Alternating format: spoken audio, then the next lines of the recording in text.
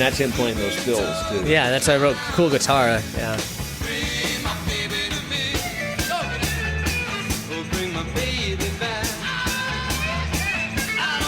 That's rocking. He's a monster.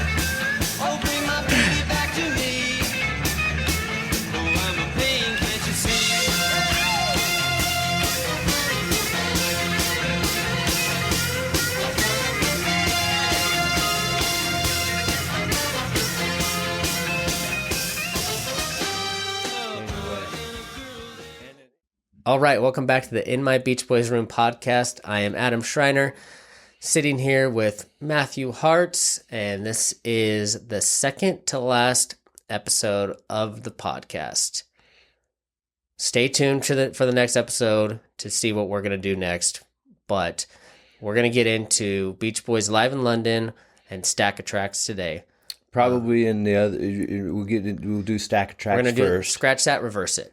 So we'll do Stack of Tracks first, get into Beach Boys Live in London. We're just gonna kind of go over the tracks. No guitar in Matthew's hand today, but that's okay because I'm pretty sure. And no singing, thank God. I'm pretty sure we've already covered everything that's been on Stack of Tracks except for the stuff from 2020, which we will be covering in the next episode. Mm-hmm. Same thing with Live in London. Yeah. So. If you'd like to support the podcast, please subscribe, share, do all the things that help us. We are on all major platforms for podcasts, and then obviously YouTube as well. It's kind of our main outlet. And you can follow Matthew on Instagram at Matthew Hartz Music. He is also on Facebook. Just look up Matthew Hartz, holding a little kid with a banjo. Mm-hmm. And that's it. That's all that we do. And by we, I mean he. Yeah, speaking of that, though, my little brother's in that picture with me, John, who's been on a couple of episodes today, and he's having surgery today. So shout out to John. Shout out to John. Hoping for a successful procedure there. And so our sponsors program, we do have a sponsorship program that we do here, and it's just a way to support the podcast. Pretty much what you do is you sponsor any amount of money that you want to do for the next podcast or for upcoming podcasts. That format's going to change a little bit after this next episode. We'll get into that as well at that time. And other than that, that's pretty much it. We want to thank all the sponsors that did send some money in and support this podcast. We did not have anybody that wanted to be acknowledged by name, but we do have some, a lot of humble people. Yeah, and serial what do you call it? Serial sponsors. Mm-hmm. They send money in every time, and I don't think we could really put into words how much we appreciate that, because it really does help keep this thing going and keep us motivated. So let's get to it. How do you want to kick this thing off? We're going to start with Stack of Tracks. Yeah. I have kind of some general thoughts on it. Sure. Do you want to give your thoughts first? Yeah, I guess I'll do that because since I'm kind of the new guy here. So kind of a bold take, but I think that if you're a true Beach Boys fan, you have to like this album. I mean, that's call me bold, but I don't think you can. You have to. There's just some level that you have to appreciate this. Let me ask you this, just right off the bat: Did you think you were going to enjoy it? You know, I didn't know. Mm-hmm. I didn't know what I knew. I obviously knew what the concept was. Mm-hmm. I guess maybe the only reason why I thought I might not is it may have, since it's songs I already know, like there was going to be no new surprises or nothing mind blowing on it. But I was wrong there. Uh-huh. And the other thing, so for someone like me, I listen to, whenever I'm working, I don't work in silence. Like if I'm doing stuff around the house, maybe I'll have, stuff with vocals on it. But if I'm like thinking, doing, critical thinking, reading, researching, even just doing design work, I always have music on that doesn't have vocals. Mm-hmm. A lot of it's going to be like lo-fi with beats, lo-fi hip hop and stuff or classical. I mean, all over the board as far as what I can listen to while, doing that sort of like deep thought work. And so this was great because it fits right into that for me. And a lot of times I like listening to artists instrumental only, of artists that I know. Cool. Because it's just, I don't know. There's just the vocals are distracting, and I don't want to be distracted. I want to, when you're working, when I'm working, yeah, exactly. And so, what was great about that is I was actually able to do a lot of work while listening to this, and it's now I can just have this album for that. That is something I can put on when it's like, okay, I'll touch on something similar later. Okay. So then, kind of along the same point is that you can listen to this album while just doing stuff, right? While just working and just having it in the background, where it kind of, when you're hyper focused on something, it kind of fades away. But then when you step back, you hear, you're back in touch with it. Or you can do the opposite of that, and you can listen to it with a critical ear and just be like, holy shit, like this, and have those kind of moments too, which I liked that dynamic of it, because I can't really do that with other Beach Boy tracks, just simply because the vocals are good and distracting. And it does show you that, like, how it reminds you of how good the music is. And not to take anything away from the vocals, they're beautiful harmonies, but a lot of times those beautiful harmonies that's where your mind goes. So you know what I mean? That's where your ear goes. Well, and that's Brian's tracks. The vocals are built on elements of the tracks. And so in the tracks underneath, a lot of times you can't hear them, are elements of the vocals anyway, that brings it all home anyway, you know, so that was, that was cool. I liked that a lot. That kind of, versatility with the album, that being was able to listen casually, and then also like if you wanted to really get into it, you could be like, damn, what's going on? Exactly. And I may have asked you this in the other episode, which there is another episode that coincides with this one from season 1, and it's a lot more general. We don't really, but yeah, we do mention Stack of Tracks, Live in London, that sort of thing. So I'll put a link in the description below. And that episode's more of the history of the time period, end of the 60s. Is the name of that episode there. And I think in that episode I asked, had other bands done this?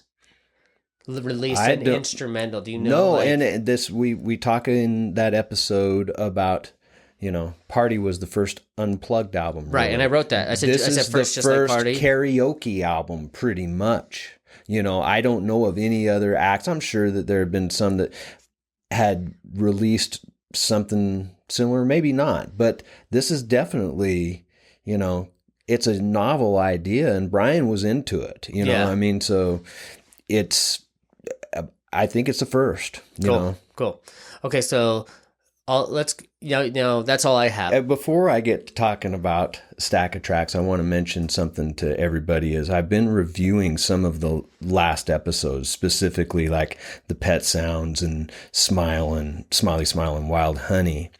And I just want to apologize to everybody because I'm so excited / anxious that I'm going so fast that I'm making small mistakes. Like, for instance, in the beginning of Don't Talk in Pet Sounds, where, I mentioned it's in F sharp, and I say we start on the 6.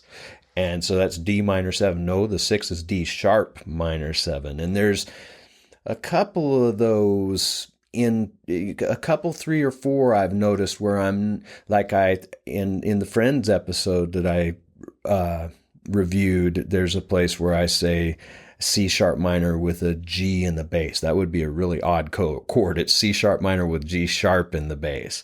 There's 2 or 3 or 4 spots like that, and I'm sure some of you music guys have been savvy enough to know that. And it's a result of me going too fast and trying not to belabor you guys too much with all of these little details on the music, and I just need to go slower. Yeah, and it's that fine line between being like too concise and overly verbose. Right. And I even noticed that there's times when I don't even mention some of the chords I'm playing. It's almost like, well, I'll just go past that. They'll know what I'm doing. I don't know if I'm thinking that they'll know what I'm doing in that moment, but it's just like, I owe it to you guys to go a little bit slower and just be methodical as I go through it. And I'm going to try to do that at the end of the season. Yeah. Well, the thing is too, is that, we do have some, as we've seen in the comments, we do have some very musically adept listeners, and that we'll pick up on that. A lot of people are like me. that won't, Right. and to appreciate the, apology for sure. For those music guys, For those music guys, that's I that's want where them to that's know that I directed to. just noticed that, man. Yeah. So, and just to kind of relieve that from you, just letting those of us that aren't musical, we just see the excitement and we appreciate, how you go through it. Right, so, right. And I appreciate that. So I wanted to get that out of the way.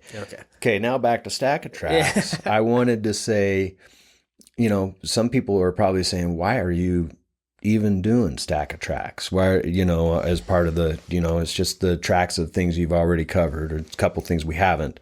And it's because I love it. And it's got a special resonance for me.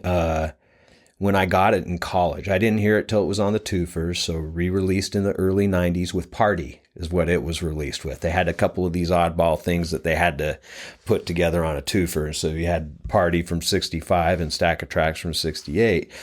But I was just, when I put that on, I've said many times in this podcast that was the first time I heard things like Wouldn't It Be Nice and God Only Knows without the vocals. And I was just floored. Yeah. And more recently, I mentioned that in the Friends episode that I went through a bag where I would get up and play Friends in the morning, just uplifting record, calm, peaceful, start the day the right way. Well, I have a Beach Boys original albums playlist on the computer, and so right after Friends comes Stack of Tracks. And sometimes when I wasn't there to stop it or whatever, like I would just start playing into Stack of Tracks, and I all of a sudden, just when it would, I realized how much I loved just having that on. And so the Friends thing turned into a Friends and Stack of Tracks thing, and through that whole process, I realized I loved the feeling of just the instrumentals playing, because same thing, it's the vocals. I love Beach Boy vocals, of course. Right, exactly. But I can't even do housework, and get it done without being distracted when I've got regular Beach Boy music on. For some reason, the instrumentals, I can be able to do other things, but it's just, I love the feeling that it produces. It's hard to explain. It led to me compiling everything I had, and of course Sunshine Tomorrow and Wake the World, all those things, and Feel Flows and Ceylon Sailor box set have provided ample track only things. And so through all my with all the bootlegs I've got and all the box sets and everything, I've just compiled a Beach Boys instrumental playlist that's quite exhaustive. Yeah. and I play it all the time. I if I want to hear Beach Boys music and I've got something else going on that I need to get done, I mean, that's what I'm going to play. I'm going to go to that instrumental playlist and just let it play. And that's a way for me to kind of bathe in the Beach Boy music. So yeah. Anyway, Stack of Tracks did not reach the charts in the US or the UK. Which I'm actually not surprised. Right, I'm not either. I don't. It says, I want to show some of the packaging. For years I didn't. Now I have several original Stack of Tracks copies. This one I picked up for really cheap at a record store not too long ago. But it's really cool. It's the gatefold has it's called the fingering guide to the chords used in the 15 Beach Boy arrangements. And there's some interesting fingerings, and a lot of them are treble voicings. I understand that Carl and Brian actually had a lot to do with putting that and the songbook together. This is really cool. I've used this for years, but it's all the music, and It's all in the right keys, and that's, I can't remember where I read that, but Carl and Brian helped put all this together. That's so awesome. It's pretty damn legit. It's really cool stuff. This is an EMI pressing of Stack of Tracks that came out, I think, in the 70s or 80s sometime. Actually, I could probably look on here and see. I can't see it easily enough, so I don't really care. This was a re-release of it, and it's really cool. On the back of it, it's got a question and answer section. Section. It says, question: so what is Stack of Tracks? Answer: the Beach Boys without the vocals. Question: you mean it's the original backing tracks to their songs? Answer: just that. We unearthed them from the archives. Question: so it's simply a sing-along to the Beach Boys album? Answer: well, we have printed the lyrics on the inner sleeve, but it's more than that. Question: it certainly seems like a collector's dream, but why release it now? Answer: for a stack of reasons. Copies of the deleted American release are selling for ridiculous amounts, and they used to. I couldn't even get one. And we keep getting mailbags of letters demanding its release. But more than that, it's one of the most fascinating instrumental albums ever issued. Question: okay, it's fascinating, it's curious, it's a must for parties and discos, but how does it rate musically? Answer: have you ever heard Sloop John B without the vocals? Oh, nice. That's where that one quote comes from. Yeah. So cool packaging, and it actually would have, for a lot of people, I would think all the Pet Sounds fans, for them to get actual music that worked to help them play, wouldn't it be nice? And God only knows, because if you're just a casual musician, you're not going to even know where to start on those things. It's not going to be easy to do. So I can imagine this was a boon for those types of fans. And I'm sure there were people that were really into it when it was released. Other than that, I don't have much to say about the context. Yeah. And we can kind of get into the tracks themselves. The tracks. Yeah, so Darlin kicks it off. You don't like Darlin? Yeah, no, it's funny. Darlin and Live in London both kick off with Darlin.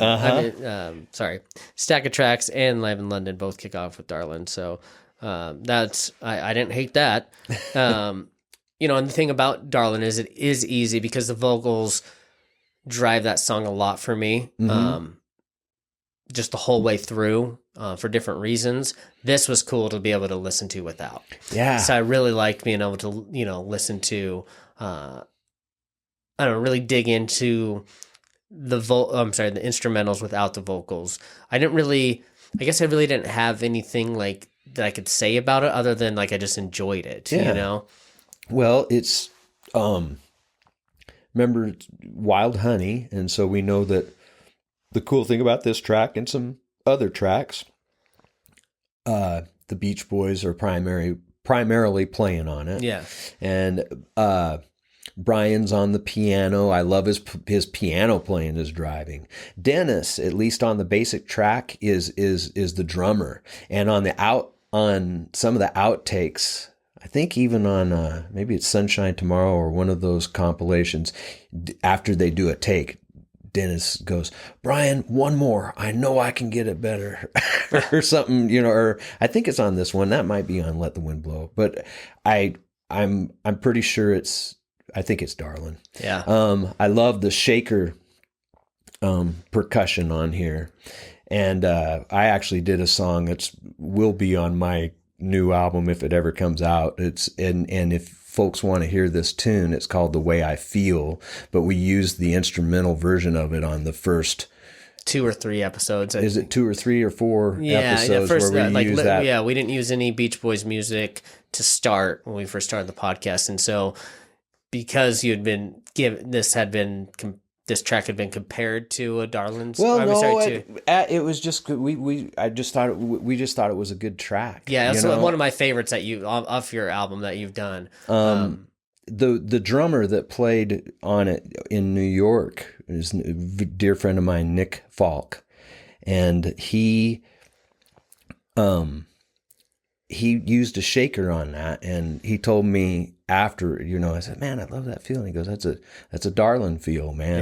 Yeah. So anyway, if people are interested in checking that out. Yeah, that's in the first couple. There's horns on here. Yeah. Okay. Now, the horns are slightly out. They are slightly out of tune. And that's Danny Hutton, not Honey, like I said in the Wild Honey episode. He mentions this in a interview. I think it's in a book someplace, but he talks about when Redwood was working with Brian and Darlin was going to be theirs.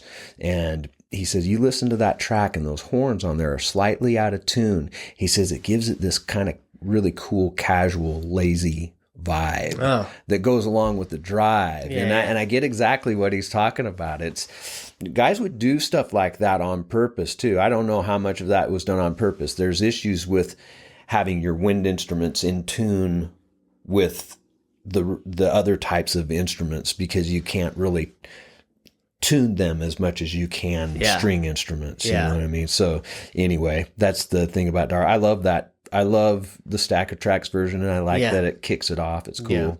The so then we go to Salt Lake City, which was not a favorite of yours, and I almost want to start here. Go ahead. Yeah. Well, first of all, there's a little snippet of music that's on there that's not on the Salt Lake City from Summer Days. So you get that little bit that's not on there, and that's kind of cool. The guitar lines shine, the organ and the bells together, and the saxes. I just love this specifically, maybe more than Salt Lake City on Summer Days. It makes me happy. And I at the bottom of these notes on Salt Lake City, I've got, so do you like it better now, Adam? It's so funny. I do. I knew you were going to. I do. And I wrote, I said, and I didn't know if I was off base feeling, but if it has a different feel. Well, it's not talking about, you didn't like the cheesiness of Salt Lake City and all the, I think. Yeah. Right? I don't, this one, I even had to go back and listen to Salt Lake City, the original, or with the vocals just to see, because I wrote, this has a different feel, which is weird to say, but yeah, it's like I actually like the feel of this a lot better. So that's funny. Yeah, nailed me. You're getting my taste down pretty good here. Well, I think it's kind of my taste too, but it's another example of just how much is going on in a Brian Wilson production, especially like this one's 1965 and it's a full crew thing, and it's really cool. Yeah. Okay. Now, Sloop, the one that gets name checked on the back of the reissue. Let's have you go ahead and just cue that up and play a little bit. Yeah, it's funny. Funny.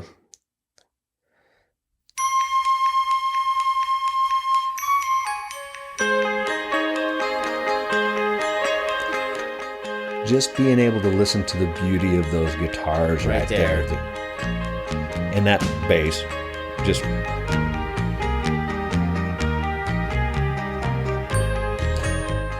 the bass coming out of the front. Play the front one more time, because I was too distracted by the guitars. But if listen to the first thing the bass plays, it's almost random.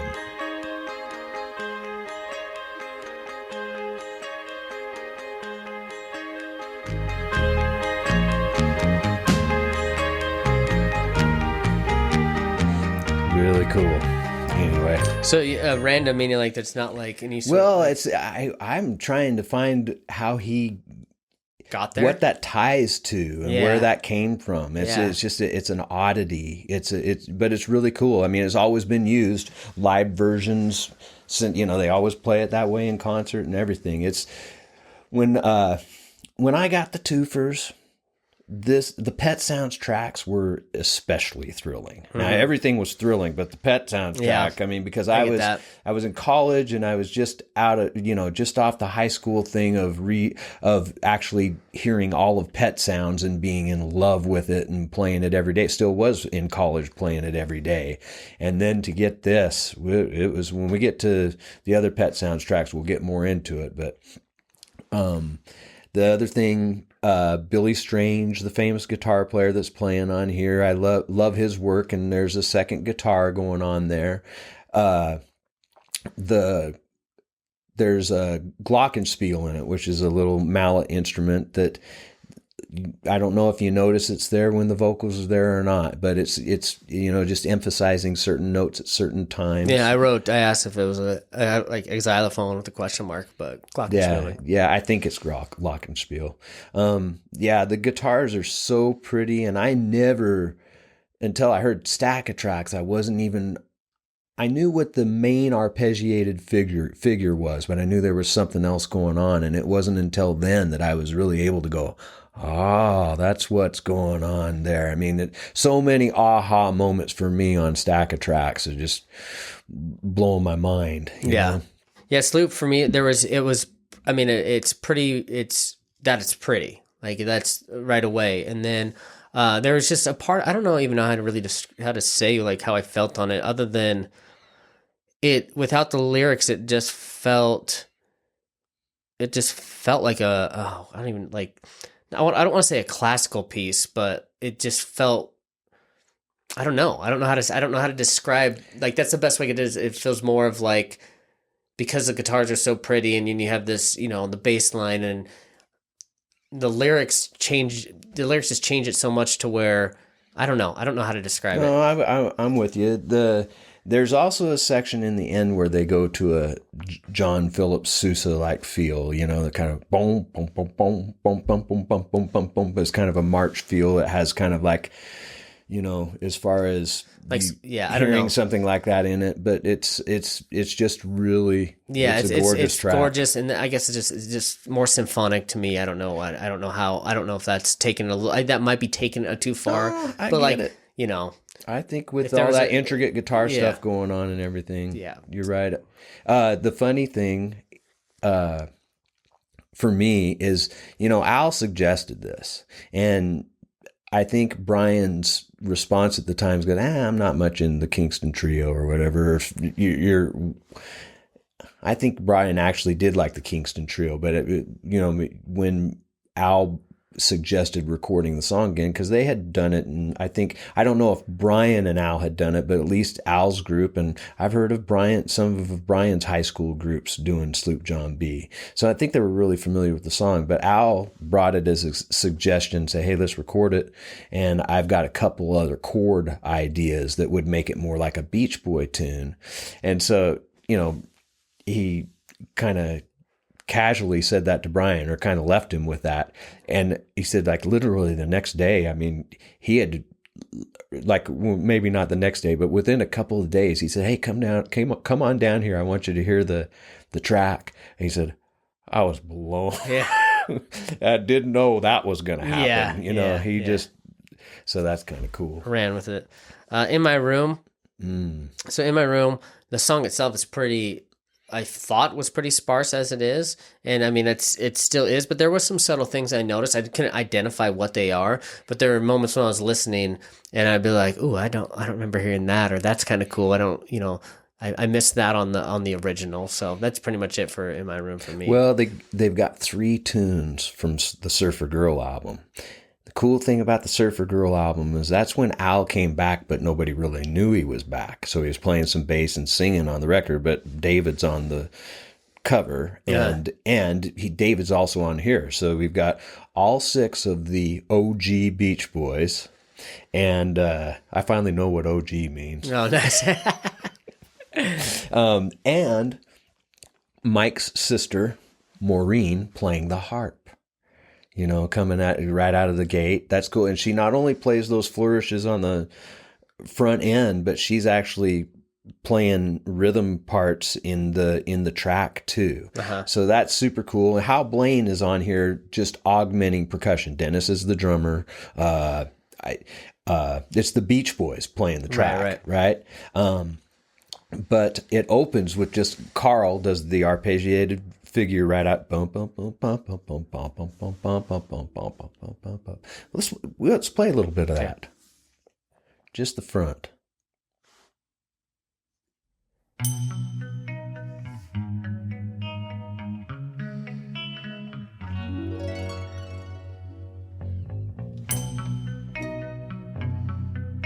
You're plucking that harp with the...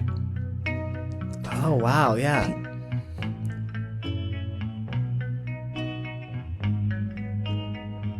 And it continues on through the rest of the band comes in. There you go. Cool. Yeah. That's buried in there though. Yeah, It blends really well. Yeah, so. that's that was Brian's idea on a lot of that stuff. It doesn't necessarily need to be noticed. It's just going to add to the feeling. So much of that stuff is in the subconscious for him. So that kind of covers In My Room, and which kind of ties right into Catch a Wave, which comes up next, because it's the same personnel. Right. Although I think Brian might have been playing bass on In My Room, and on this one, I believe that Al is playing the bass and Brian's playing piano. But this is on Catch a Wave. This is the first time when I was in college that I ever noticed that Brian was adding subtle piano to the rhythm beds of, just playing perfectly in sync with the guitars. And he mentions that on the twofer, I think, for Surfer Girl. He goes, I added my piano and I played it in just synced it up right with the guitars. So now he doesn't have a rhythm guitar. He's got a rhythm piano guitar. It sounds like a piano guitar. It's not a piano. It's not a guitar. It's a rhythm piano guitar. So let's play a little bit.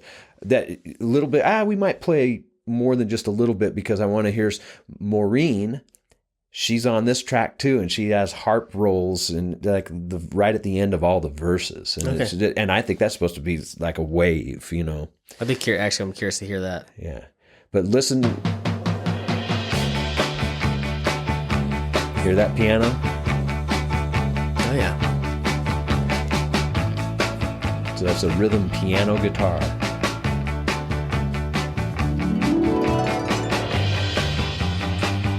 It's a cool idea. The harp, had her in there. Well, let's use her on a lot. Yeah.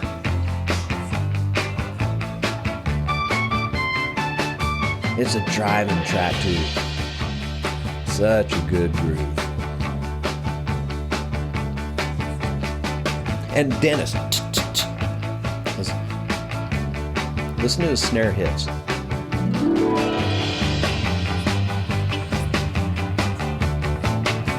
So cool.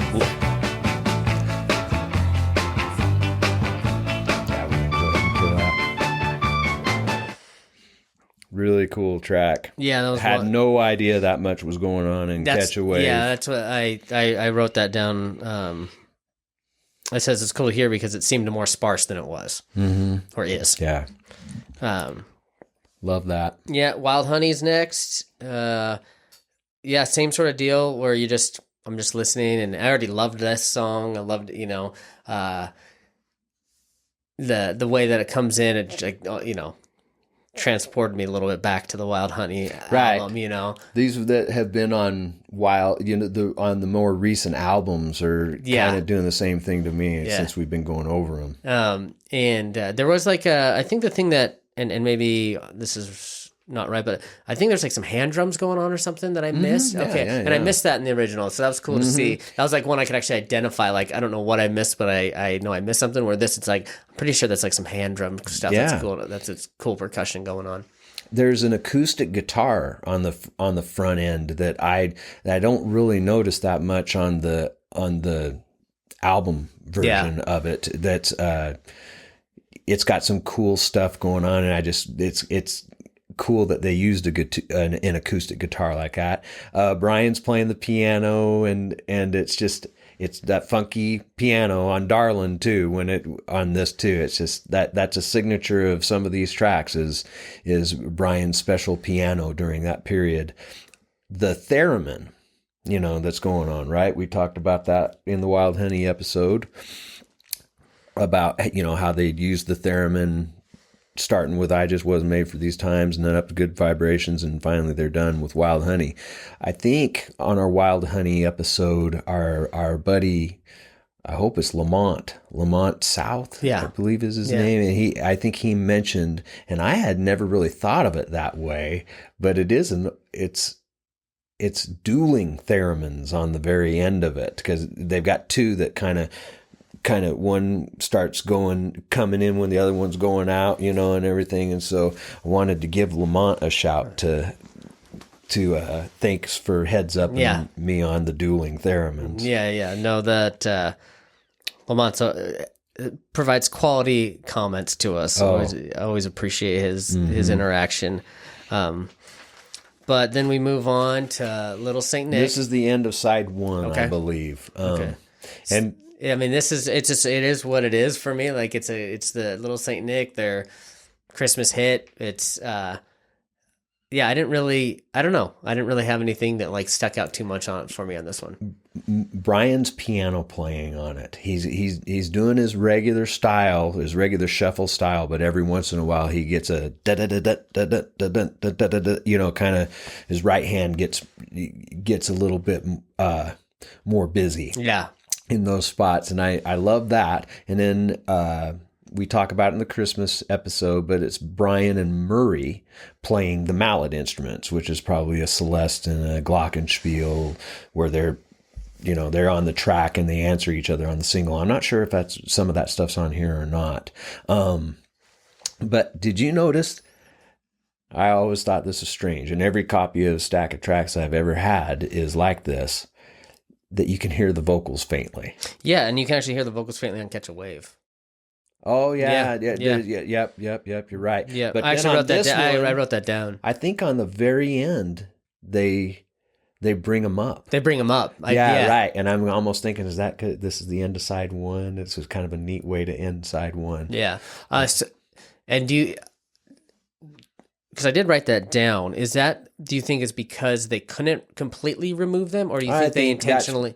I think that is probably because there was some bleed that they couldn't get rid of. Because they didn't have the technology. I've noticed it happens on the earlier tracks. Stuff, right? Where they didn't have the same, quite the separation, and even though it just must be some, something with how they were recorded, right? When they were accessing it for this project, maybe, I don't know. But you think you definitely are more on the side that you think it was not intentional. It was just they did the best they could to remove it. Another thing that can be is often headphone bleed if there's somebody doing an overdub and they're listening to, so it could be that it's picking that up. Yeah, so okay. I got you.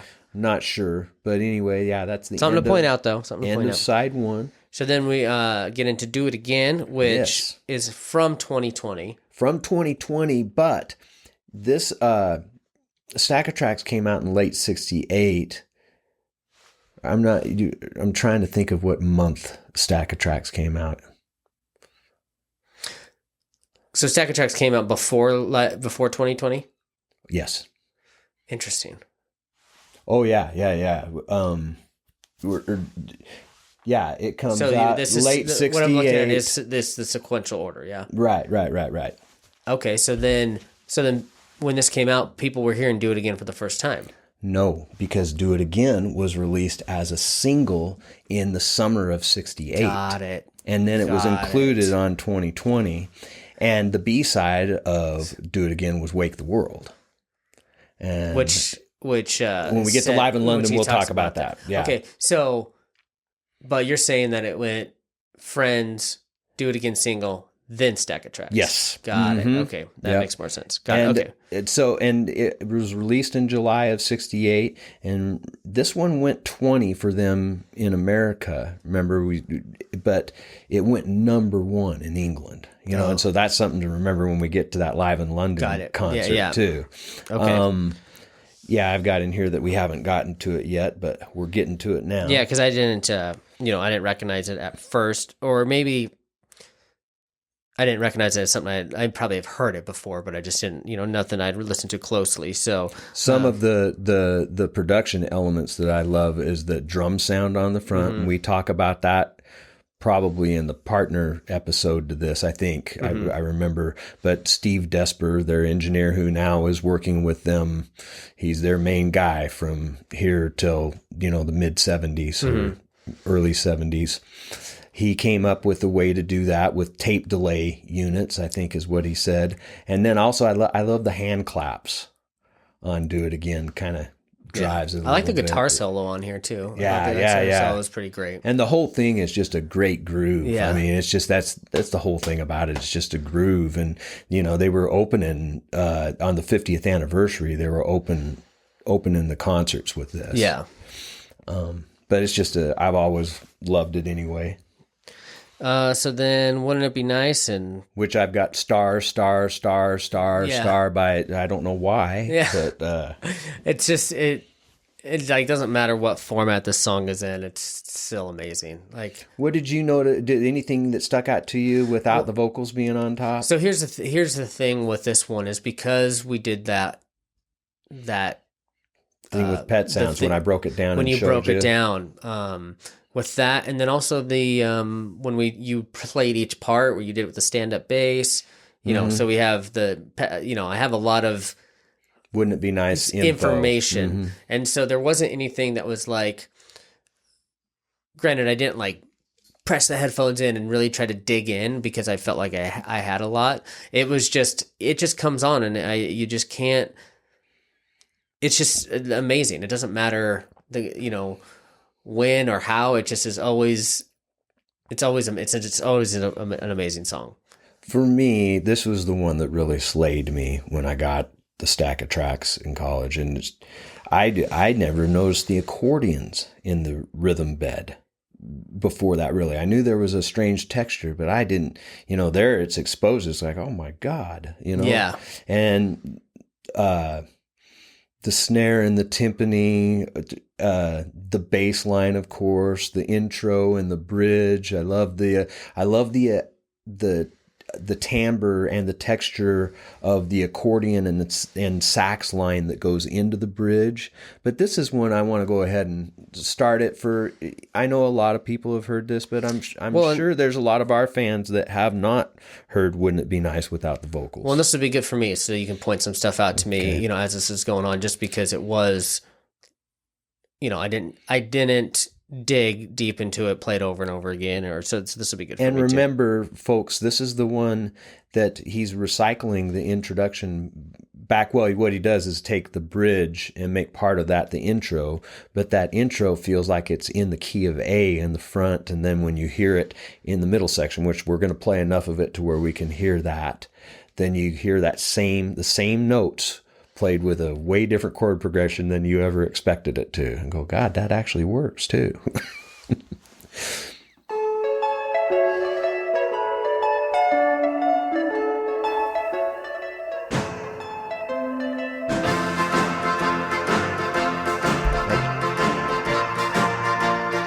Who gets that idea on a rock and roll record?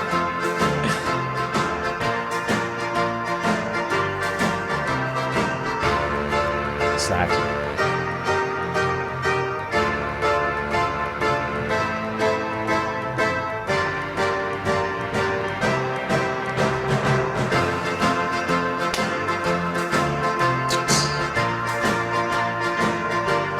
So slamming.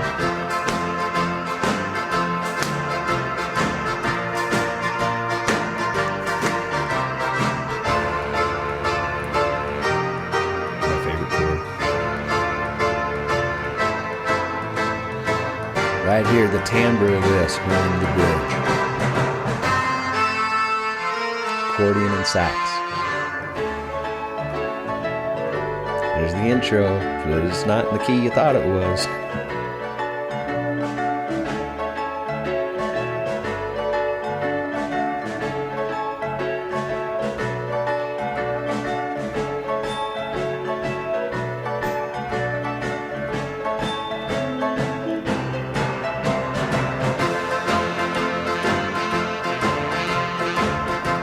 So we can go ahead and cut it now. Sorry, folks, it's my favorite song. Yeah.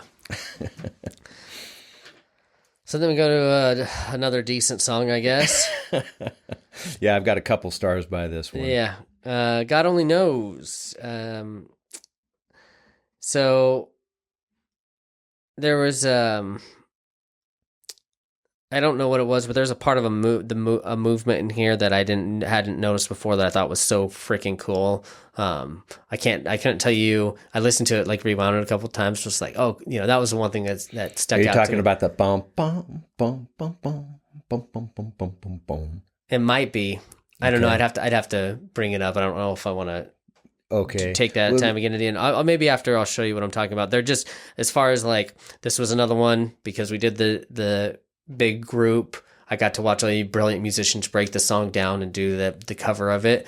Felt like I had known it very well, but then I was listening to it. I was like, ooh, that's new to me. Mm-hmm. And I feel like probably I could sit down and listen to this over and over again, and maybe in an altered state of some kind, and find new stuff that is, like, this is one that you could probably just find new gems over and over again. I constantly am finding new things on things I've listened to thousands of times,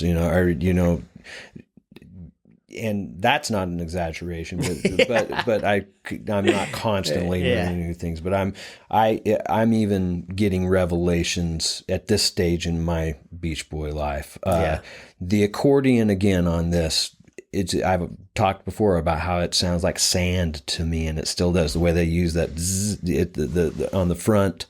And then the piano is really unique because they've got tape on the strings, and we've talked about how they've done that with this, and they've done it on other tunes too. But it cuts off the the sustain of the it's just boom boom boom boom, really really distinct piano sound, and also the percussion that's on that little boop, boop. Let's see, I better not try to imitate it. I'll embarrass myself. But it's kind of a clip-cloppy percussion that's using plastic water bottles or orange juice containers. I know they say that's done on Caroline No, but I think it's here too, where somebody's playing an empty orange juice container or some sort of a plastic bottle, on the bottom, just to get that funky percussion sound. It's the bass line's amazing, and then the flutes in the bridge. I've always loved those, even from the very first time I heard it. Yeah. So beautiful track. I mean, it's hard to it's one of two of the greatest songs in the catalog that we just went over there, and we just. But we really dig into these in the other episodes, in the episodes with the albums in which they were released on. So then we get into Surfer Girl. Mm-hmm. Loved having the guitars kind of up front in this one. I mean, it's with no vocals, the guitars are like so much more like in your face, and so that was the best part. What the hell does that mean?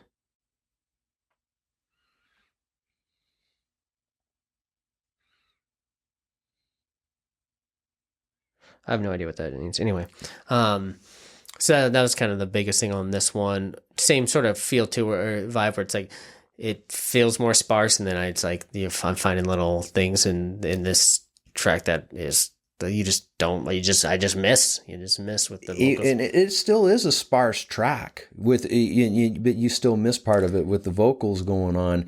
And Carl, the interview I think is from the early 70s, and they're talking about Surfer Girl and how it's such a resonant tune and for so many people, and of course they always did it in concert, and it was always a favorite no matter what the era. And Carl was talking about it, and he goes, yeah, and he says when you think about it, it's such a dumb track. He's not talking about the lyrics or anything like that, but meaning that it's a pretty simple.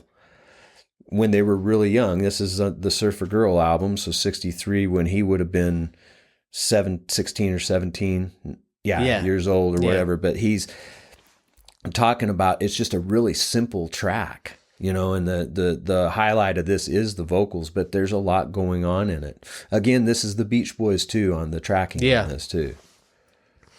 Little Honda, which was weird that this one got on there.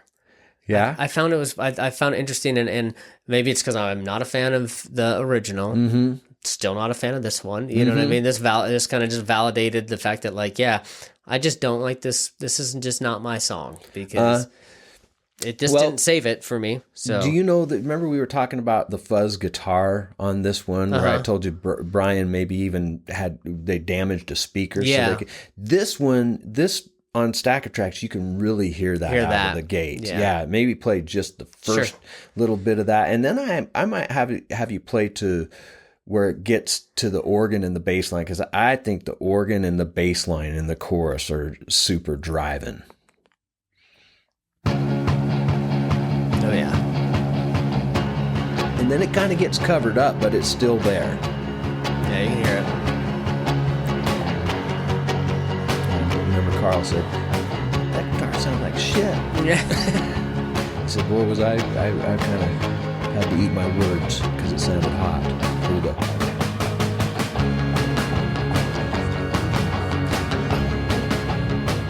Love that, and I love the organ with it.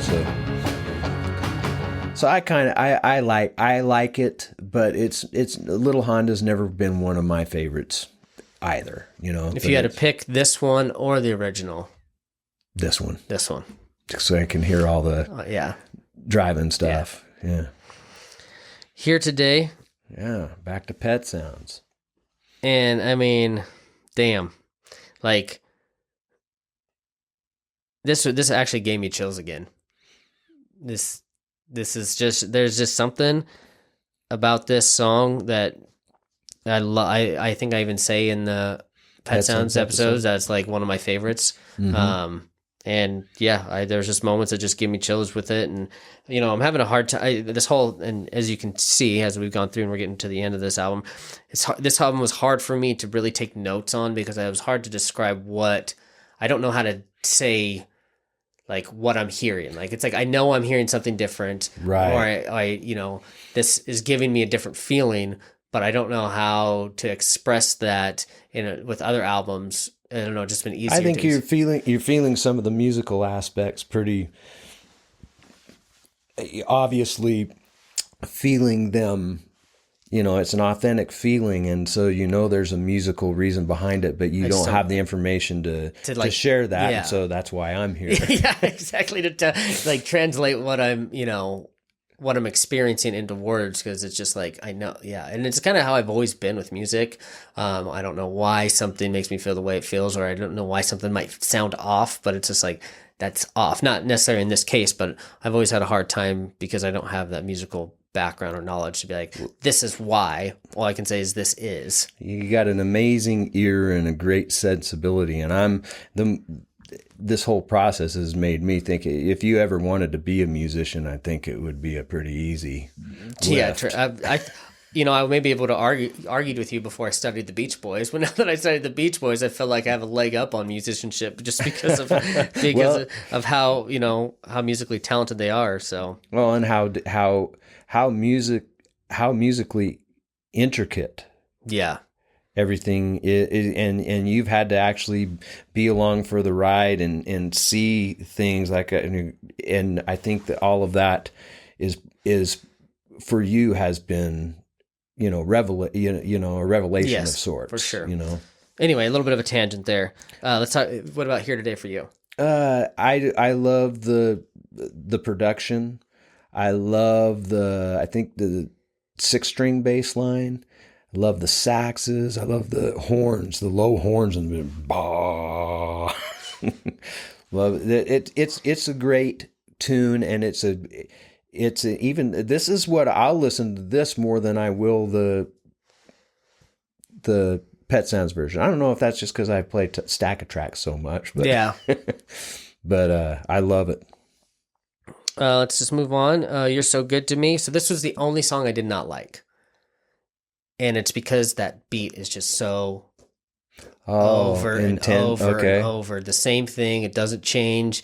And it just got like a irritation where rubbing the same spot over and over again. And so, and I feel like, because I love this song with the vocals, so I think the vocals actually kind of cover that up a little bit more. Yeah, because this is one of the songs that I grew up listening to. So it has but I definitely like the vocals over the top than I do that. Just same, no change, and just over and over again. Right, right. You know, I love the guitar through the Leslie organ speaker, that sound, and then I love the 12 string on the choruses. It's just, from a musician standpoint, it's cool to listen to, and that constant boom boom pounding thing. It's it's just that kick drum. Yeah. Or, it's there's not a lot of percussion going on here. But exactly. it's it is a stomper, and it's I can definitely see what you're saying about not having the vocals on it. It makes it a little bit less, but it's a great track. But I understand where you're coming from. Sure. Like I said, it's not that I don't like the track. It's just this is one where I would prefer. I don't like this track because of that, but it's not a bad track because I love the one with the vocals. I love it's one of my favorites. So right. And then the last song on the original stack of tracks. Yeah, this is. So the thing about this one, and I know I talk about it in the other episode, but is that the drums on the chorus and what do you like? Is it like a syncopated drum? Is that what that is? Yeah. So it's just a jazz drum feel. Yeah. So that for me, it's just every time that part comes up, I'm just like, yes, love it. So, but anyway, I'll let you take it from here. This one, I talk about how much I love "Wouldn't It Be Nice" on here, but it was after I moved back to Idaho from Texas, and so it was after I was in college, but I somehow rediscovered this, and it really had an effect on me. The piano and the vibes coming out right from the start are just sublime to me. It's just some sort of a feeling that, it's like those instruments, the sound of those instruments do it, but it's also the chords that he's using, some minor sevenths and things that I always have noticed that I've loved about Brian's use of harmony. Of course, the guitar lines. And I did go through a period where I would just lay down and listen to this and let this soothe me. Yeah, I totally could see that. Yeah, let's play a little bit of the front end of this gladly, for sure. Gladly.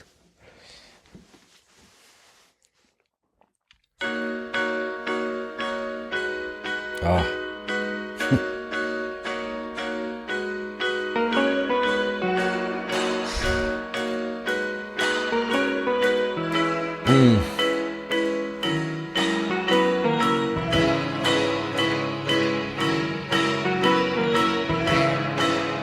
Building with all the horn.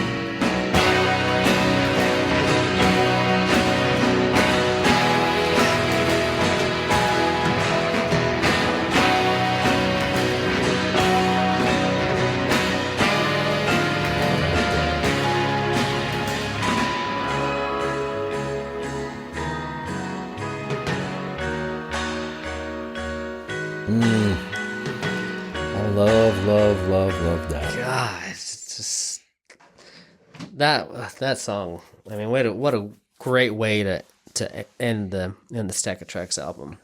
Yeah, on the twofers, they had 3 extras. I think it was the single version of "Help Me, Rhonda," "California Girls," and something else. I can't remember for sure what it was, but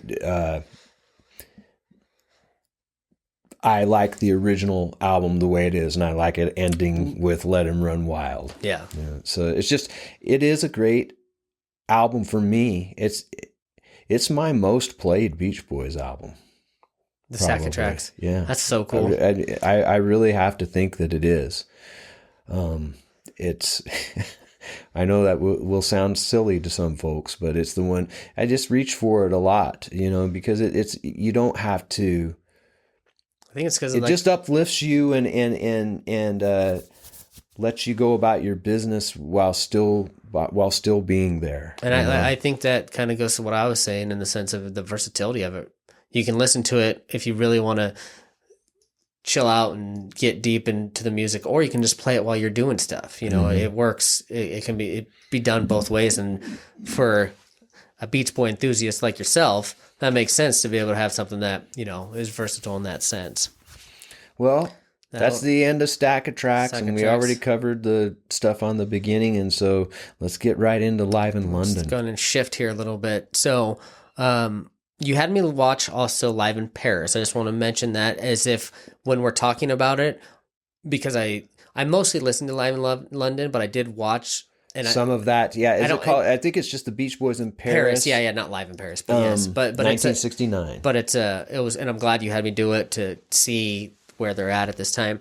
And so this means we have the Beach Boys have 3 live albums, correct? That they did. Mm-hmm. So, of the first tranche, there's some live albums that come later after, like in 1980. Well, it didn't come out in 1980, but there's some other live albums that come out. Okay, but would you say that? So but there's like 3 main ones. Yes, and of the original albums, yes, there were just the 3 main ones. And so we have that snapshot of 64, and then this one from spoiler, it's 68, not 69. Okay. And then 72 and 73. So, okay. But that's like, I guess this would be the albums that were in like the progression of album releases with the full band, not like kind of afterthoughts. Or were the other live albums kind of more afterthoughts? No, the others were just kind of put together. Like Nebworth was put together by Alan Boyd, but it came out in like the early 2000s, but it would have been recorded in 1980, and then there was a live album that was put out for the 50th anniversary. There's just a distinct difference between those ones and these 3.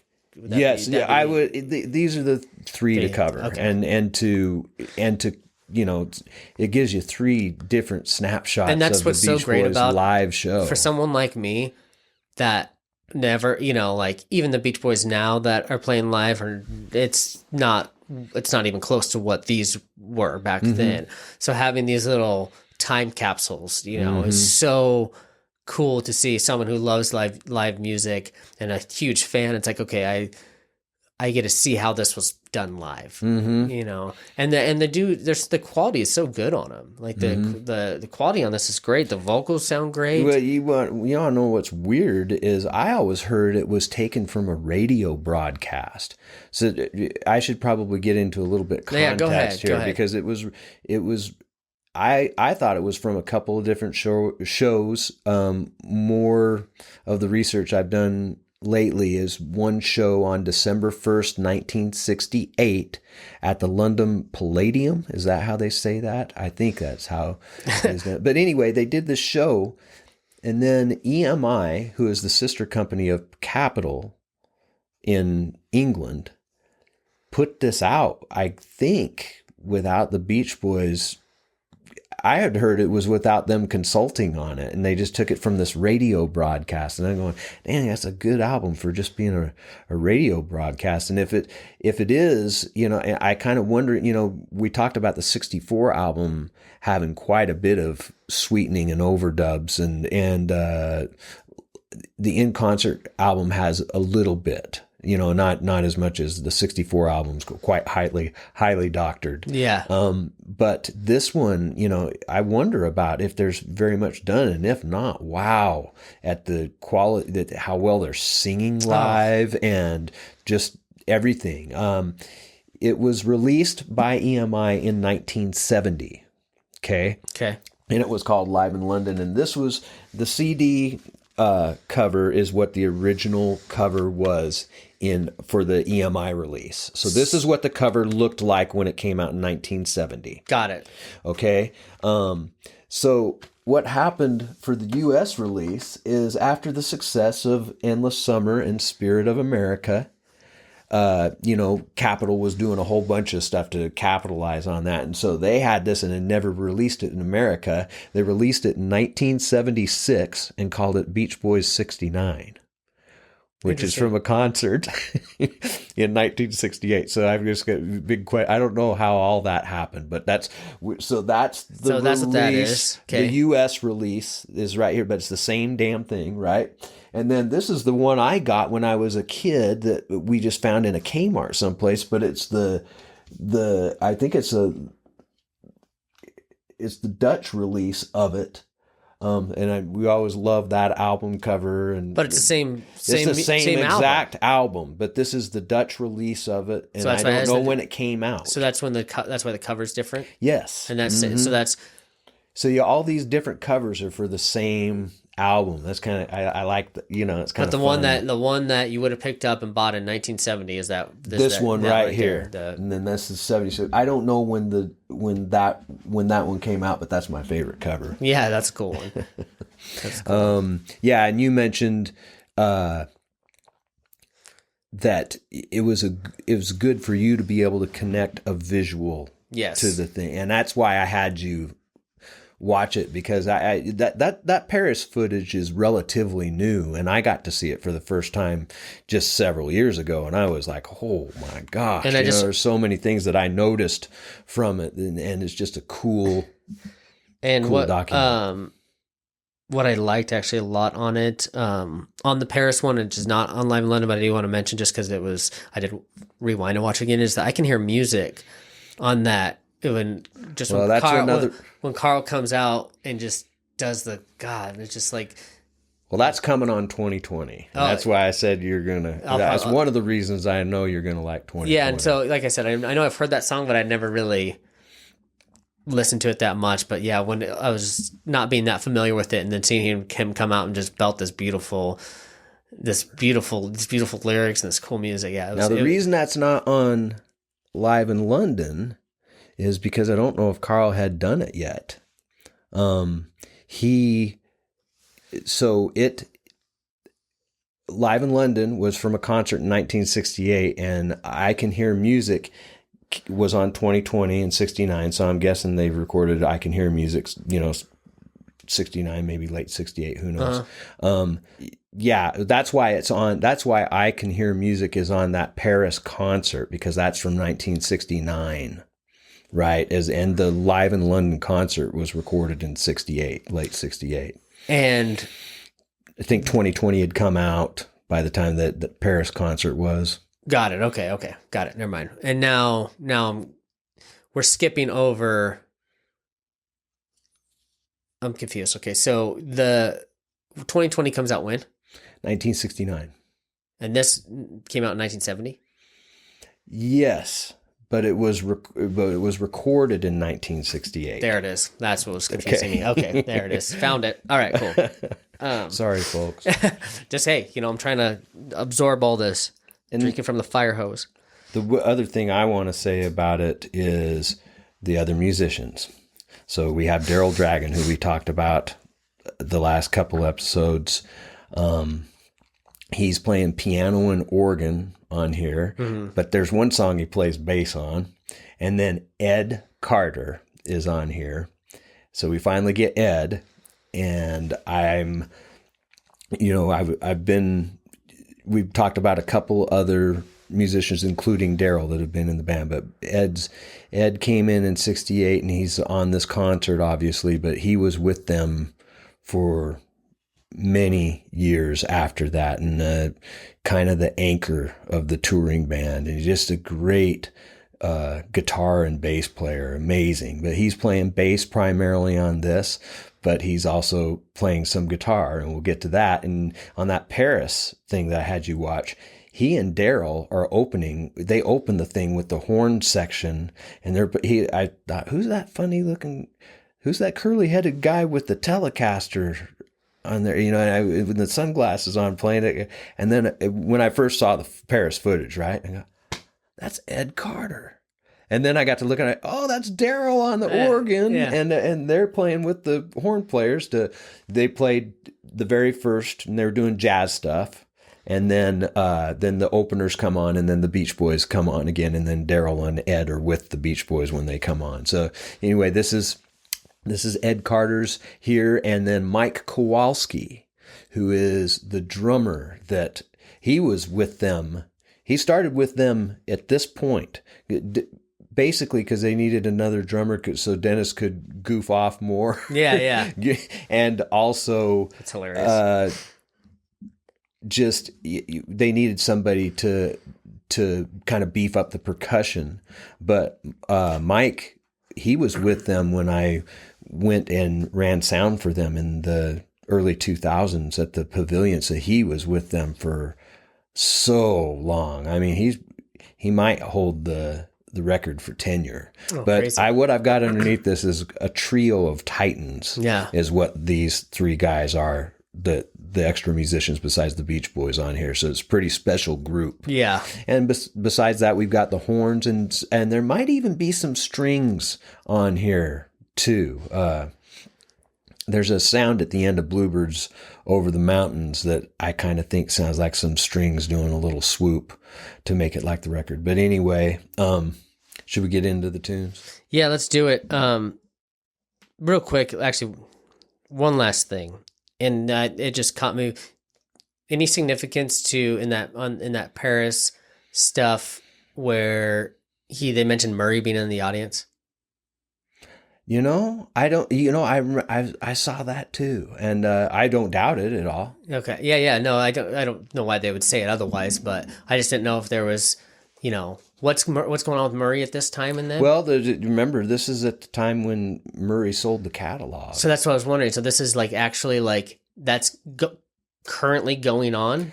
I don't know how the timing is. I'd have to go back and look at the timeline. I'd imagine, sure, but things were a bit tense at that time. Well, they were a little bit tense at all times. Yeah. Okay. It's a really strange dynamic. When Mike says that, he talks about him being his uncle and the Carl's dad and it just sounds like that they're treating him with a little bit of respect and glad that he's there. Yeah. Acknowledging it. Totally. That's okay. That was one thing that stuck out I wanted to ask you about. But yeah, let's get into the tracks. I'm going to, I'm going to let you, because there's a lot of the same stuff happens in this, my feelings where it's like I feel something different, but I don't really know what to say. So I'm just going to start out with, we have Darlin and Wouldn't It Be Nice. Go back to back. I mean, wrap up the show. You know what I mean? Like it's all like I could leave happy at that moment. Two of my favorites is right from the beginning, and it's like then we're just getting started. So I just thought that was kind of funny that if I putting myself back in that time, if I was there and I had the love that I have for these songs and those two come on, and I'd just be like, all right, folks. Well, that's all I needed. Like that would be two of my songs that I'd be looking forward to, and just first two that come out. So, but I'll let you talk about what's going on musically if you want to on those ones. Well, we already covered it musically. It's a new song. 67, They're already opening concerts with it. I know it was real popular in the UK, but, it became a concert staple pretty much immediately. We've talked about that. I mean, who doesn't love Carl on this thing? Yeah. As a matter of fact, Carl through the years did some little tiny different things with his vocal arrangement on this. And there is one thing that I love in particular, and it's toward the end, and it's one of his ooh lines, and I want to see if we can find it real quick so he never does it again. I've never heard him do this particular thing again, and the way Al comes in right after him is just, I love this moment. And so this is at the end? Yeah, it's kind of toward the end. Okay, I'm going to try to scrub and find it here.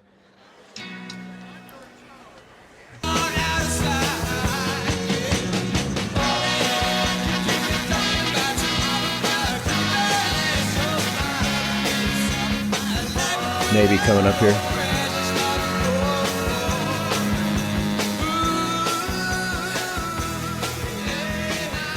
There's Al. I love that. I always loved that one as a kid too. I missed it on all the other versions I didn't get of Darlin that I didn't get that. That's the only spot you get that. Ooh, ooh, ooh, ooh. Love that thing. Thank you for pointing that out to me. That's awesome. That it only happens on that one. The horns, too, want to make mention of. And then old Dennis. Boy, for people that love to diss Dennis, the drummer, man, he's just kicking ass on this stuff and really driving these things live. Yeah. Really, really. And so, wouldn't it be nice? Yeah. Wouldn't it be nice? I always wondered, okay, is Carl playing the intro on these things, or is there a another musician that's playing these things. And now after watching all the footage, that Paris footage or anything from this period, Carl's playing those things, and those things are, you've seen me, that the intro to Wouldn't It Be Nice? I mean, you know, those things are not easy to play. And then you listen to you when they get to the bridge, he goes ahead and is playing it again and has got to be doing harmony singing over the top of it while he's doing it. You know, it's a hard line. It's just, I think those things, we've talked about this before, that I don't think they knew how hard. They were such organic musicians. They didn't really think realize, about that. Yeah, they just did it. Totally. They just did it. And that's why it's so good. Yeah. You know, Al's singing the lead here because, you know, Brian's not on the road and he does it on Pet Sounds, but I love Al's leads on Wouldn't It Be Nice and a lot of other songs that he took over for Brian. On the Paris thing, you can see Bruce doubling Al for a while. He's singing the exact notes, and there's several times in that concert that happens, and you can hear it on here. That Carl, you know, when he started using extra musicians in the 70s and stuff, you know, he would often train some of those guys that were singers to be doublers, to be like a ghost double on somebody. It just strengthens it live. You know, you know, I don't know if the layperson really thinks about, wow, there's two people singing here. Yeah. But it just makes it stronger. Sure. You know, Makes and sense. so I think it's like you get on the opening and in a couple other spots. I mean, you can hear Bruce doubling Al, and I'm sure there's lots of other doubling going on with other people throughout the whole album. You know, can't get it. I didn't get into specifics on the note. It's just really cool, and it's a cool live version. It's not. I love the live version from '73. That's one of my favorite things. The hard rockin' version of it, but it's great. And then we go to Sloop John B. Yep. So, And this is where like the really was like they hit me with the quality. I wrote, this is when the quality. It's like, holy hell, this is like clean, you know. And like you said, we can get into the music a little bit here, but it's more of like the delivery of the live performance is kind of, you know, since we just went over all the music. And so here, that was like the biggest thing where it's just like, wow, this almost sounds like if to have a live version sound this good is incredible. right. It's incredible. And remember, so it's Carl and Al, and for years I wondered if it really was, you know, when in these spots, you know, before I knew a lot of the inside stuff of Beach Boy live history. But it's Carl and Al playing those guitar parts, and they're the same beautiful parts we just covered when we were listening to Stack of Tracks, right? Yeah. They're intricate parts, especially the one that Carl's playing. It's not near as hard as that part from Wouldn't It Be Nice. It's a lot. It lends itself to playing a lot easier. It's basic triads and just da da da da da da da da da. Still, to keep that little pattern going, and while he's the front lead singer, he comes right out of the gate. Singing over the top of that is not the easiest thing in the world, but they're playing those hard guitar parts and singing, and it's I notice when I get to the end of Sloop John B here, I put a note in here that says endings are abrupt. They're really abrupt on this concert. Like if you and it's almost like they're trying to shorten things a little bit. Yeah. Which takes us into the next song, California Girls. They play just a little tiny bit of the intro. And you know what that does to me. It bothers me. Yeah. Well, and you know, it's you know, the thing is that this actually has that this quality doesn't sound as good. And just overall this delivery of California Girls I wasn't too into. Yeah. Mm-hmm. I feel like it also doesn't there. Maybe it was that the shortening of the intro that did it, but it just the whole thing doesn't feel the same like energy as the studio recording does. Yeah. Like it didn't do it justice. Where I think that's the only song on here where I'm like, kind of fell flat a little bit on that one, you know. No, I would agree. It's cool. You can really hear Bruce on his parts in spots of this. For sure. Really, I like that aspect of it, but not one of my favorites on the album. Do It Again. Yeah. I liked this version. Oh yeah. Well, this was great. It had been number one in the UK that summer. This was that winter or December 1st, right? So the crowd is going to be really up on this for one, it, right? And I love, Carl's counting everything off, but you can really hear it on the beginning of this. Carl, once they get into it and they're getting the song, they're kind of introducing it, and there's a little bit of the drums are going. And then you can hear Carl count off, and the rest of the band comes in and starts singing. But also the audience is clapping on 2 and 4, the second and fourth beat. They probably prompted them to do that. Bruce or somebody got them clapping. But they're clapping right on the beat. And then when it even gets into that slow bridge part, they're still clapping. The audience is still clapping on the 2 and the 4. I thought, wow, that's cool. Yeah. So it's just cool that, the song was a number one for them in England, and they're playing it in England. Yeah, for sure. Wake the World. Which was the B side to Do It Again. Yeah. And they mentioned that. Yeah. So Mike makes a stupid joke about it. Mm-hmm. There's great live. They cut the first part, though. They cut the very first. I didn't catch that. Yeah, they don't go.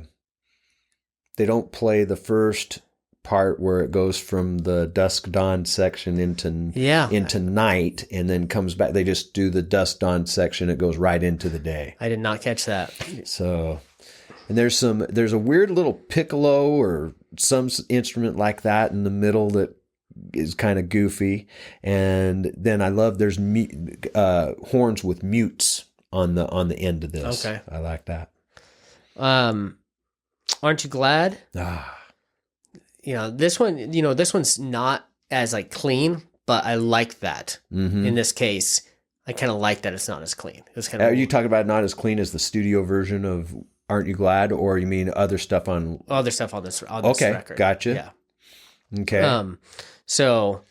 But yeah, I'll let you take it from here. That was just the thing that stuck out the most to me. I like that, the whole thing about. Remember, I was really young when I got this, and there's all these little things that Mike's saying in the middle. Uh-huh. What are you, sitting on an uncomfortable seat? Yeah. But some of that stuff is just, it's corny, but he had some a couple good ones, but yeah, there are some corny, cringy things where he says "Oh, dude, this is on brand, I guess." There is one spot in here towards the midway or towards the end, Carl hits a little guitar lick. Then again, it's like that little vocal moment for me in Darlin on this. He hits a little, what I call a Stones guitar lick that just really, I don't know, it drives me wild. I think I'm going to try to have you find it real quick. Okay, so I think you had said earlier is about a minute 10 in or something. Okay. So I'm going to go right here and just kind of see. This should be about close. Yeah, listen. Doubling going on here. 2 voices singing. Listen to this when they come in again.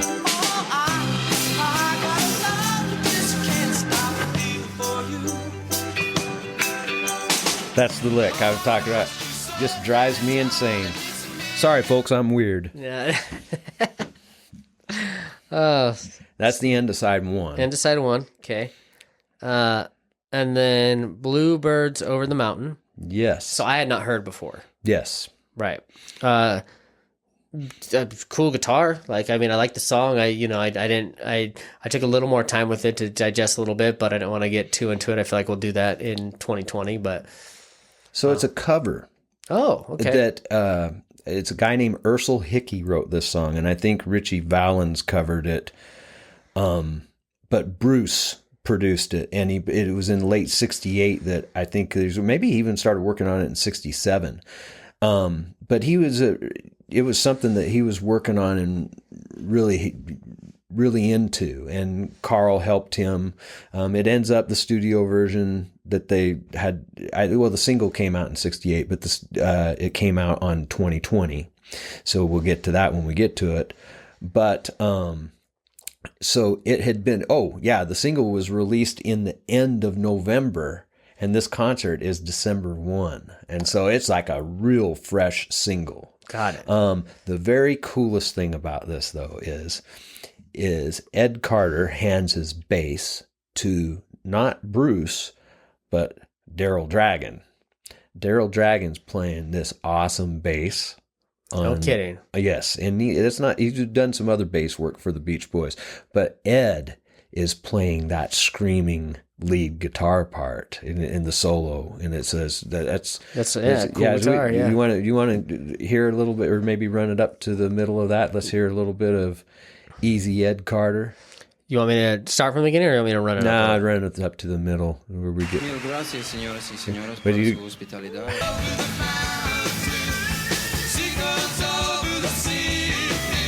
And that's him playing those fills too. Yeah, that's why I wrote cool guitar. Yeah.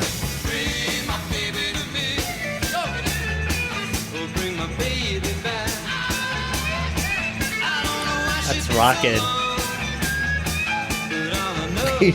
He's a monster.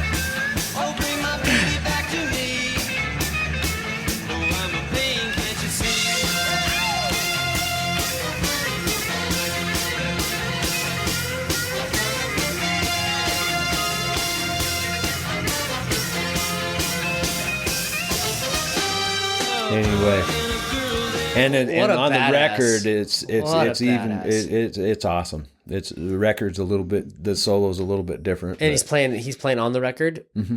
Okay, so he played the guitar on. There's a lot of guitar work on Beach Boy records from this point on. A lot of the. I'm excited because that's pretty. And it's all the fills are kind of on that same sort of, those guitar fills are all in the. Yeah. They're an element of the regular studio version of it. Yes. Very cool. So, and then Mike's got his little Spanish part in the beginning. Yeah. Their hearts were full of spring. Mike actually makes a pretty funny joke about what acapella is there. But just cool acapella to have, that live acapella is. Again, if it is live singing, and it's so good. So good. I want it, usually at this time they would just do this with the four of them because it's a 4-part harmony thing. But man, it sounds like Dennis is in there somehow, but maybe I'm just hearing Carl's voice. Carl's singing one of the lower harmonies. Is Dennis mic'd up? Well, no, but he would have come down. If he would have sang on this, he would have come down front and sang with him because there's no reason to play the drums, right? He would have come down and they all stand around 2 microphones and sing those parts. Are there moments where he's singing while drumming?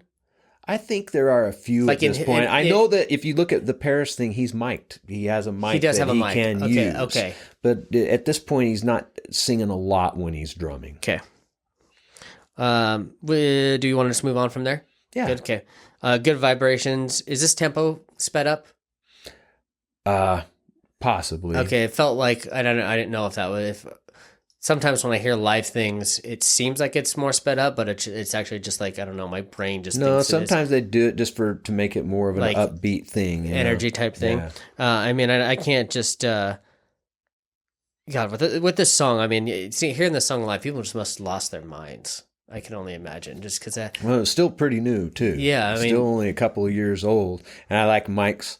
Mike doesn't do too much to introduce. He goes, "This next one is, it's number 1 here. Yeah, what more can I tell you? Yeah, and then boom. Yeah, it's pretty cool. Yeah, and I've heard so many live versions of Good Vibrations, including a lot from around this time, and it always just hits me that they were able to, with comparatively sparse instrumentation compared to the studio version of this, they're able to get all of the important elements in there for the audience to hear. You know what I mean? On this and all the Pet Sounds tunes, wouldn't it be nice? Sloop John B, God Only Knows coming after this. They don't have the number of instruments that were on those original recordings, but live they were able to figure out what to do to bring out all the important parts of those arrangements. Yeah, and they just did such a damn good job of that. That's mainly due to the leadership of Carl. Right. Carl making sure that those things were true to the records, as close as they could get them, so that the audience came and heard something that was, going to be something close to what they were listening to, right? For sure. But I love it. There's not much more I have to say about it. Yeah. What about God Only Knows? I mean, obviously it's great. But I like that. I always love the wringing it out of their socks. We're going to take a little bit of England home with us. Yeah. We're going to have to wring it out of our socks because it's raining all the time. Yeah. But it's Carl. The vocal is so good. So good.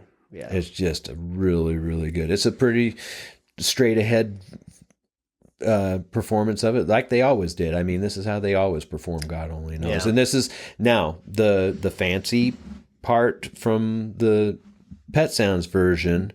The bum bum bum bum bum bum bum bum bum bum bum bum is not here. It's that simplified transition that they had to do live, and it's the same one that we did on that cover with the Claridges. It's just a little bit different transition getting into the bridge thing of it. And so this is the first time you'll officially hear that altered middle thing. Got it. Okay. Well, and then bane of their existence, right? With Barbara the Ann. audience perspiration number. And you can sense, I can sense that they are already tiring of this thing. Yeah. It's a really spirited performance. And they're, you can already tell it just from Mike's comment at the beginning of it. Totally. This is not their bag. Not their not a and band I kind of favorite. I wish Barbara Ann hadn't have been a thing for the Beach Boys, to be honest with you. Yeah, but I mean, it helped. It did help. It did help. Not to say that without it, they probably would have been fine. But, yes. But yes, it did help. And I get what you're saying, because then people hyper focused on that. Oh yeah, and it's just it's a pretty dumb tune. Yeah. It's funny because when I was a kid, I liked it, and I can't even stand to hear it now. So that wraps it up for Live in London. Yes. We did it. Stack of tracks, Live in London. Yeah. Check. Yeah. We have the season finale next episode, and we will be covering 2020. Plus the breakaway single. The breakaway single. Okay. Mm-hmm. Breakaway single 2020. And the future of us and the Beach Boys content podcasts. We'll let you know what we're planning with that. We are still working on exactly what that is.